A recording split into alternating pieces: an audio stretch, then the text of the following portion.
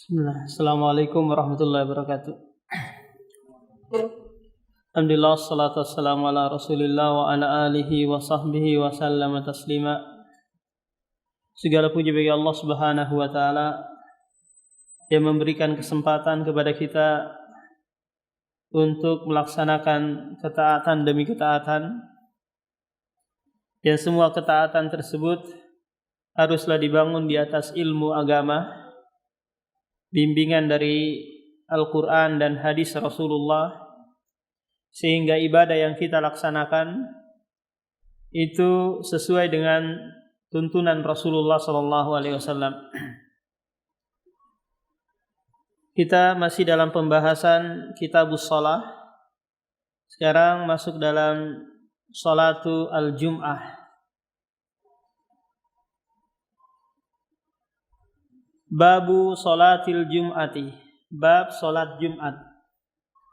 Penulis di sini ingin memaparkan permasalahan-permasalahan tentang sholat Jumat ini, karena dia sholat yang tata caranya itu berbeda dengan sholat-sholat yang lain. 2 rakaat dan sebelumnya khutbah. Beda halnya sholat Id atau sholat istisqa atau sholat yang lainnya, sehingga ada permasalahan yang perlu untuk dijelaskan berdasarkan Al-Quran dan hadis. Tajibu ala kulli mukallafin illal mar'ata wal abda wal musafir wal maridah. Sholat Jumat ini wajib bagi setiap mukallaf. Mukallaf itu adalah orang-orang yang dibebani syariat. Tentunya mereka sudah balik, berakal. Illal mar'atah, kecuali perempuan. Perempuan ini tidak wajib sholat Jumat, tapi boleh. Jika dia ingin sholat Jumat, maka nanti DKM menyiapkan tempat ya untuk apa? Untuk kaum wanita Jumatan. Sebagaimana perempuan itu boleh hadir berjamaah di masjid, tentunya menjaga hal-hal yang perlu dijaga seperti menjaga auratnya agar tidak terfitnah bagi kaum laki-laki. Wal abdah, demikian juga budak. Ini tidak ada kewajiban Jumatan karena dia harus izin dulu dengan tuannya. Kalau tuannya memberikan izin, maka dia boleh melaksanakan Jumatan. Wal musafir, demikian juga orang yang sedang melakukan perjalanan. Maka nanti si musafir ini, jika dia mau Jumatan silahkan, mau tidak Jumatan juga boleh, karena tidak wajib bagi mereka. Tentunya safar yang memenuhi syarat. Adapun yang ditentukan oleh jarak, yang ditentukan oleh waktu atau masyaqah, ini bukanlah syarat ya. Jadi musafir itu selama ada uruf yang menganggap itu adalah safar, maka disitulah orang dianggap musafir. Wal maridah, demikian juga orang yang sakit. Tentunya sakit yang jika dia pergi Jumatan itu tambah membebani sakitnya atau memperlambat sembuhnya. Kalau sakit-sakit ringan saja, sakit pusing gitu atau batuk atau flu, maka tetap kewajiban Jumatan itu ada. Wahya kasairis sholawati, dan Jumatan ini, sholat Jumat ini seperti sholat-sholat yang lain. Dia ada adzannya, ada iqomahnya, berjamaah, dan dikerjakan di masjid atau di tempat yang lain. La tukhalifuha illa fi masyru'iyatil khutbataini qablaha. Tidak ada bedanya dengan sholat-sholat yang lain, kecuali disyariatkan khutbah 2 kali sebelum sholat. Jadi khutbahnya itu apa? sebelum sholat. Beda dengan Id. Kalau Id itu khutbahnya setelah sholat. Kecuali di zamannya Marwan, dia membolehkan khutbah Jumat itu setelah sholat. Nah, yang jadi permasalahan sekarang, apakah khutbah ini merupakan rukun sholat Jumat ataukah bukan? Kan Pak? Karena memang ada riwayat dari Umar bin Khattab yang menyebutkan bahwa dua khutbah pada Jumatan itu adalah pengganti 2 rakaat yang enggak ada. Karena sholat Jumat kan Pak 2 rakaat aja kan? Nah 2 rakaatnya itu adalah khutbah itu. Tapi riwayat asar dari Umar ini dhaif, tidak bisa dijadikan landasan. Akan tetapi khutbah Jumat ini merupakan rukun atau syarat bagi mereka jumhur ulama. Jadi Syafi'i, Maliki, Ahmad bin Hambal ini menganggap bahwa dia adalah rukun. Yang tidak sah sholat Jumat seseorang kalau tidak ditegakkan 2 khutbah ini. Meskipun nanti si khotibnya itu Pak hanya membaca Al-Quran saja. Contohnya dia baca Alhamdulillahi Rabbil Alamin Ar-Rahmanir Rahim Maliki Yaumiddin. Terus dia duduk. Ini khutbah yang pertama. Kemudian khutbah yang kedua Iyyaka na'budu dan seterusnya. Adapun artinya Pak cari sendiri di terjemahan dan penjelasannya cari sendiri. Nah, ini dibolehkan. Paham? Karena ini khutbah ini bagian dari tablik. Bukan bagian dari taklim. Itu bedanya Pak antara tablik dengan taklim. Kalau tablik itu meskipun si penyampai itu tidak paham apa yang dia sampaikan, boleh. Tapi kalau taklim haruslah paham apa yang dia sampaikan. Karena Rasulullah pernah bersabda tatkala dia dakwah, tatkala dia berceramah di Hajatul Wada, liyuballigho syahida minkumul ghaib. Hendaknya orang yang hadir saat ini menyampaikan kepada orang yang tidak hadir.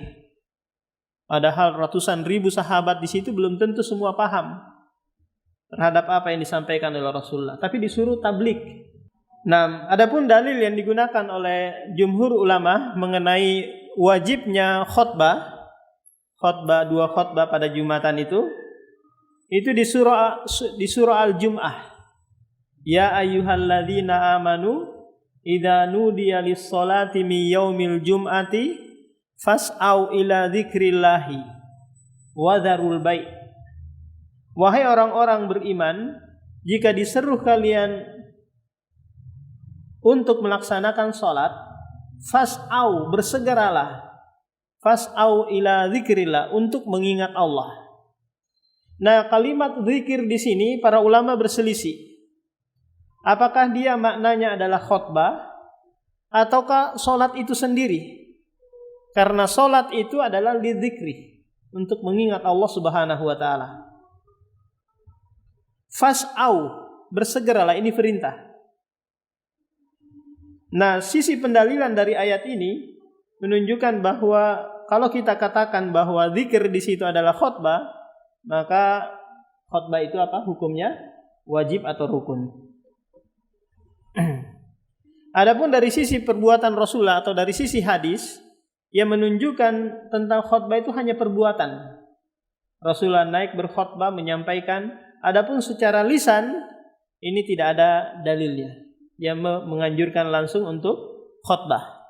Nah, sementara dalam pembahasan ilmu usul fiqh, af'alun nabi laisa dalilan qati'an, bukan dalil yang pasti untuk menunjukkan syariat perbuatan tersebut. Boleh jadi dia kekhususan, boleh jadi dia adalah sunnah atau yang lainnya. Nah, adapun pendapat yang lain yang mengatakan bahwa khutbah ini adalah sunnah, hukumnya sunnah. Mau dikerjakan silahkan, enggak dikerjakan juga enggak apa-apa. Ini pendapat Al-Hasan Al-Basri, kemudian pendapat Ibnu Hazm Al-Zahiri, dan pendapat juga ini Muhammad Ibnu Ali Asy-Syaukani. Kenapa? Karena tidak ada dalil yang menunjukkan wajibnya khutbah Id. Khutbah Jumat. Nah, kalau sekiranya ini nanti kaitannya Pak, kalau sekiranya seseorang masuk atau masbuk, terus dia dapati imam sedang sedang sholat, sudah selesai khutbahnya. Nah, kalau kita mengambil pendapat bahwa khutbah itu bagian dari rukun Jumat, maka orang ini nggak boleh dia Jumatan. Dia wajib sholat duhur, ya kan Pak? Wajib dia sholat duhur. Karena dia sudah terlambat. Nah, kalau sekiranya kita menganggap bahwa khutbah ini hukumnya adalah sunnah, maka nanti tak kala dia datang di saat imam sudah sholat, atau imam sedang sholat, dia masuk, maka dia tetap dianggap dapat Jumatan. Nah, itu Pak permasalahannya.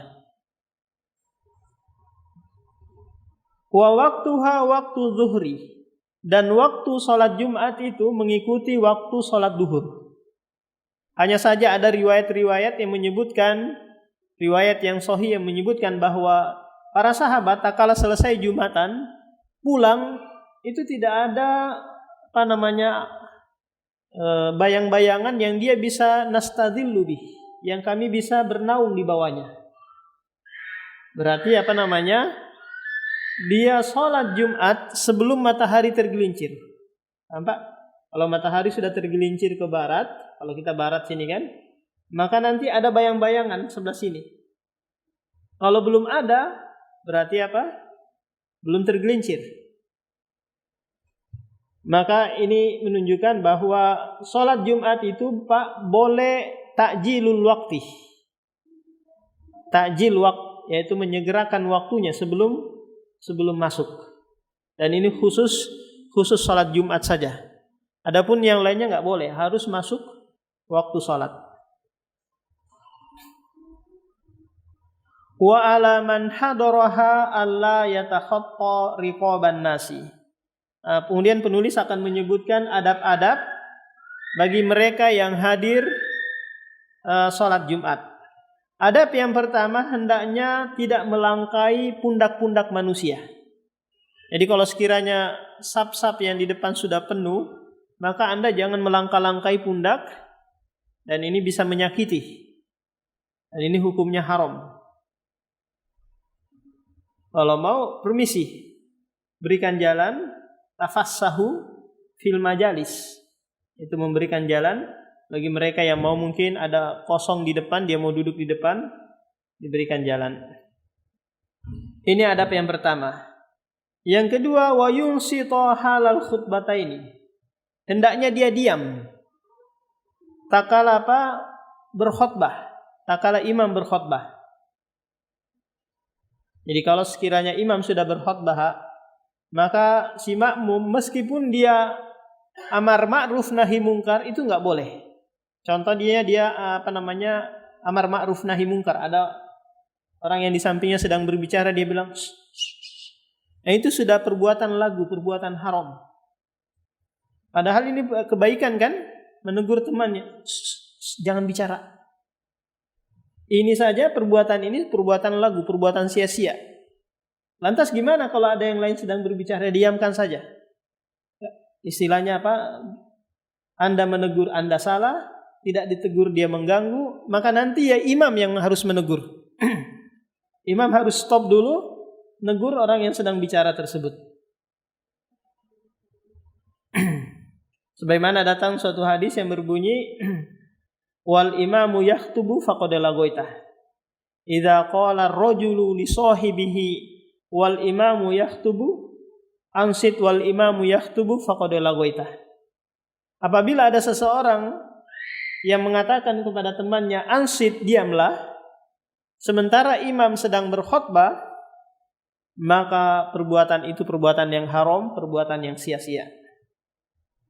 Jadi kapan kita boleh berbicara? Di saat imam duduk. Apakah duduk mendengar selesai adzan dikumandangkan. Nah, di sini kita boleh berbicara, Pak. Paham? Atau imam duduk di antara dua khutbah. Nah, di sini juga kita boleh berbicara. Mungkin kita ada unek-unek yang mau disampaikan kepada teman kita, sampaikan di saat ini. Di saat imam sedang duduk di antara dua khutbah. Wa nudiba lahu at-tabkiru, dan disunnahkan baginya at-tabkir, yaitu datang berpagi-pagi, datang di awal waktu. Jadi ini banyak keutamaannya, Pak. Disebutkan di suatu hadis bahwa keutamaan orang yang datang pagi-pagi, yang pertama ka'annahu, seakan-akan dia bersedekah seekor onta. Ini waktu yang pertama. Kalau waktu kedua, dia seakan-akan bersedekah dengan seekor sapi. Waktu yang ketiga, seakan-akan dia kabas, bersedekah dengan seekor kambing. Waktu yang keempat, seakan-akan dia bersedekah seekor ayam. Yang kelima, baydo atau telur. Nah, kita hitung saja. Kalau sekiranya waktu pertama itu jam 6, maka jam kedua, jam 7 dan seterusnya sampai masuk imam untuk berkhutbah. Maka ulama-ulama salaf terdahulu ketika selesai sholat subuh, mereka bersegera pulang mandi. Setelah itu menuju ke masjid. Ini hadis yang menyebutkan keutamaan. Ada keutamaan yang besar lagi, Pak, di sana. Yaitu apa? Orang yang datang pagi-pagi ke masjid untuk menunaikan sholat Jumat, tidaklah setiap langkahnya melainkan dihitung 1 tahun sholat malam dan 1 tahun puasa sunnah. Pak, keutamaan yang sangat besar. Tapi dengan 4 syarat. Syarat yang pertama dia mandi. Syarat yang kedua datang pagi-pagi. Syarat yang ketiga dunul imam, dekat dengan imam tempat duduknya. Syarat yang keempat dia diam tatkala imam berkhutbah. Nah ini, Pak, kalau mau dapat pahala, setiap langkahnya itu terhitung 1 tahun pahala puasa sunnah, dan 1 tahun pahala puasa sholat malam. Sholat malam. Siapa di antara kita yang pernah sholat malam setahun full? Nggak ada. Atau puasa sunnah setahun full? Nggak ada juga. Karena itu haram hukumnya, kan? Tapi dengan cukup melaksanakan 4 hal tadi, maka kita mendapatkan pahala yang besar. Wa tatayyabu, dan menggunakan minyak wangi. Ini juga sunnah, memakai wangian, minyak wangi, atau apakah minyak wangi yang ada itu atau yang dari dupa, gaharu dan yang lainnya. Wa tajammulu, dan memakai pakaian yang indah, yang rapi, dan tidak mesti harus putih. Bisa pakaian-pakaian yang lain. Yang jelasnya dia rapi, indah kelihatannya. Maka ini sunnah. Kemudian yang berikutnya waddunu minal imam, mendekat ke imam. Usahakan cari sop yang pertama. Kalau ada sop yang dekat dengan imam, maka duduk di situ. Kalau sekiranya DKM telah menentukan, oh ini tempat duduk bagi ustadz, ini tempat duduk bagi muadzin atau bilal, ini tempat duduk bagi pengganti imam, maka Anda jangan sekali-kali duduk di situ. Nah, kalau sekiranya nanti sudah duduk, kemudian mau keluar, kasih tanda, apakah itu peci Anda atau sesuatu lah yang dikasih tanda di situ, agar orang itu tidak masuk langsung ke situ, ke tempat Anda duduk. Wa man adraka raka'atan minha faqad adrakaha. Kata penulis, barang siapa yang mendapati 1 rakaat dari sholat Jumat, maka sungguh dia telah mendapati sholat Jumat.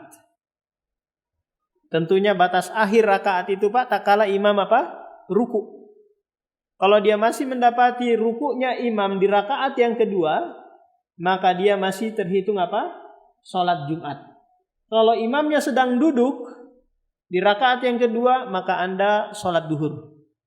Jangan masuk nerobos lagi, nggak ada sudah. Tutup sudah. Ini pendapat penulis.